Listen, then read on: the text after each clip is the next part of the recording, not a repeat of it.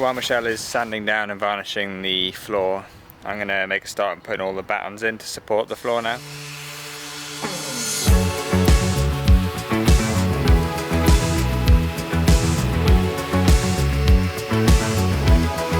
So to help with our vapor barrier and vapor seal, before we put the floor down, we need to seal off the wheel arches against any vapor and stuff like that. We did this one yesterday as like a tester to see if we could figure out how to do it, and we're about to tackle this other one today.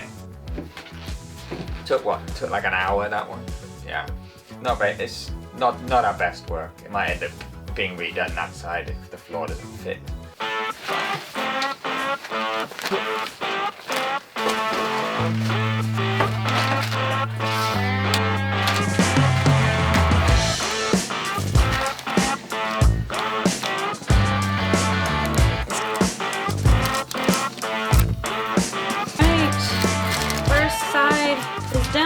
It looks much better than the other one. Though, in our defense, the first side of the other one looked pretty good too, so. So while we're doing the wheel arches, our roof rack has just been delivered. And here it is in many pieces. It's so tiny. We've gone for a custom built Unistrut roof rack, so we're gonna spray it black and bolt it down on the roof, and it'll be versatile for whatever we want to put up there. So we might get that up next week. Who knows? I'm hungry. Let's go have lunch. Are you hungry? Do you want some lunch?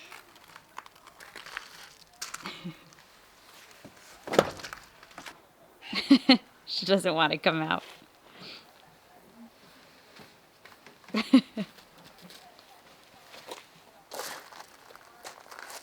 She's a big baby.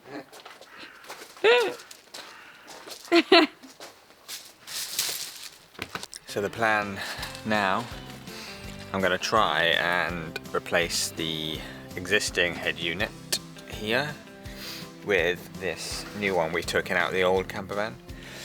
Hopefully that fits in. The wiring harness and stuff just arrived, so no idea what I'm doing. It'll be a lot of following YouTube videos and getting angry probably. So what was probably a half an hour job for somebody who's not doing it is probably going to take me all the rest of the day.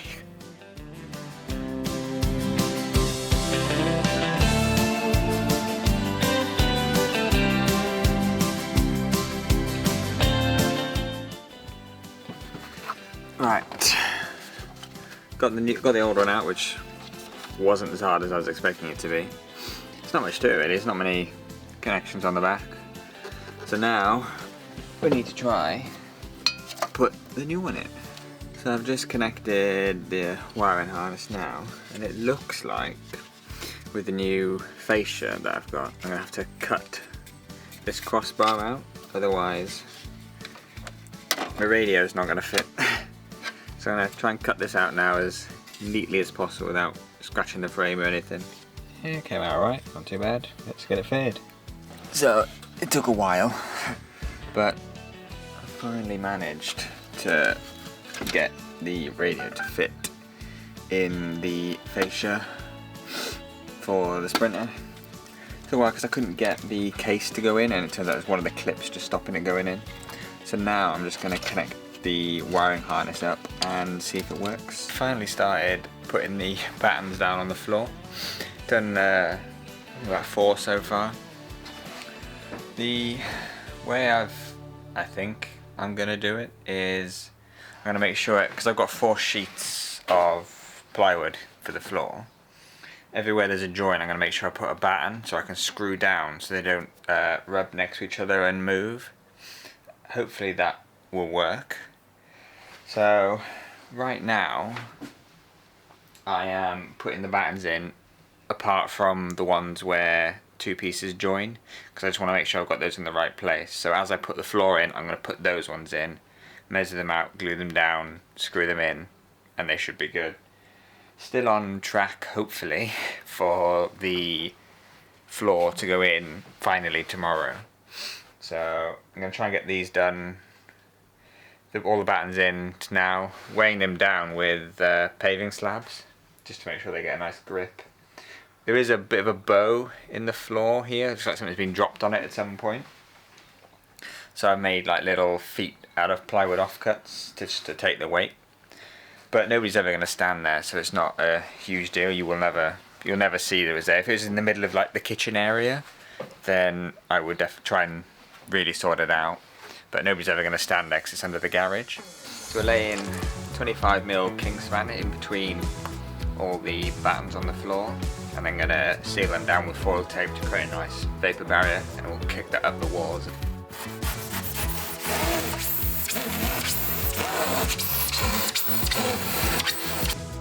Okay, the steps of insulation.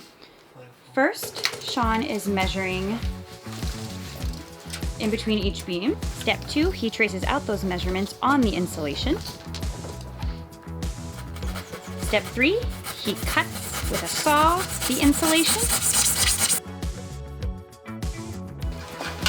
Step 4 is to test the piece to make sure it fits.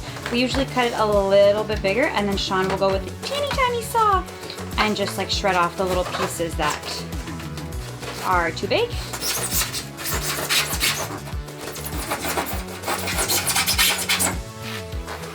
Step 6, the final step, is to place it back in between the beams permanently. You don't have to glue it or do anything like that. It'll just stick in between the beams because it's the right size.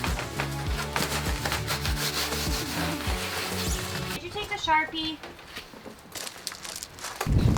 What you do? Sabotage! I don't really know what I'm doing.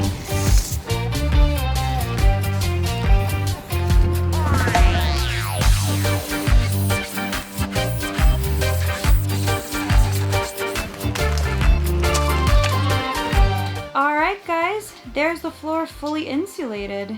Now what we have to do, next steps, which Shaun has already started, is we have to cover the green bluish wood with that same tape that we used to do the wheel arches. We've been doing this for what, 2 hours? A while. And I'm actually better at this part than Shaun is. For once, this is like the first time in the van conversion where I actually know what I'm doing and I'm moving quicker than him. But the little totally picked the side that had the door, so it doesn't have all of this wall section, and it goes way faster, and he finished before me, not because he's any better, but because he cheated. I think this is the last piece. Probably not, because we probably missed loads. So it's now time to lay the floor. Yeah! And then we're stopping for the day, because it's been a long day. It has been a long day. So I can quickly get the floor down now. This is so boring. Shaun, tell the viewers what you're doing. Tell the viewers what you're doing. Pulling all the black trim off the side to seal it properly, because Mercedes can't be bothered to do it themselves. But it's so tedious. It's really boring. I don't like doing it.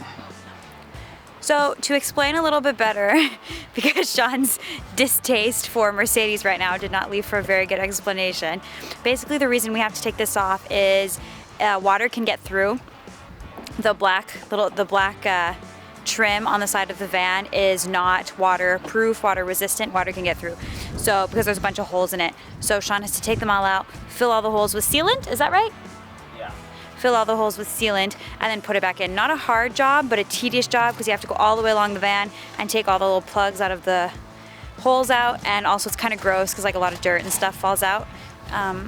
So he's been taking it day by day, but he's finishing it today. Isn't that right, Shaun? No. Okay. Yeah. We've got to take all of these clips off so we can seal it around here, and then when it goes back in, it will seal. Water can get in there if these start to degrade. There's just so many of them. Hi guys. It's really sunny out, but it's really cold and it's really windy. The wind is really biting. And I'm supposed to be helping Shaun, but all I want to do is stand in the sun.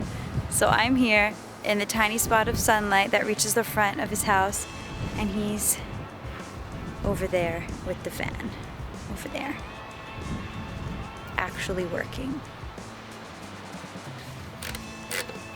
This is what it looks like post-trim. Ew! Gross! Ew! Next step is cleaning out this gunk before we seal the holes and put the trim back on. So now what we're gonna do is we're gonna seal all of these little pieces, and that is to prevent leaking when it rains.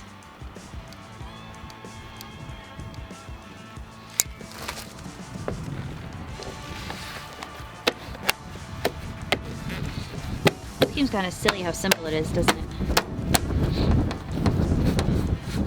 Mychele lost some of the clips. I did not lose the clip. Either Shaun lost it, or it got lost in transfer and it's really windy, or it got blown out of the van. So basically Mychele lost it. No. We are missing 2 of these little guys, which we know we just had, and that's what the sealant goes around. But the problem is we think we dropped them on these rocks. So it's like finding a needle in a haystack. All right, thank you so much for watching, guys. Our 3rd episode of our van build series. Next week, we're going to be putting in 2 windows, and we're going to start with our wall insulation. So we're very excited. We're making good progress. And yeah, see you next week. Thanks. There she is. There's our van, Evie, or maybe Snoopy.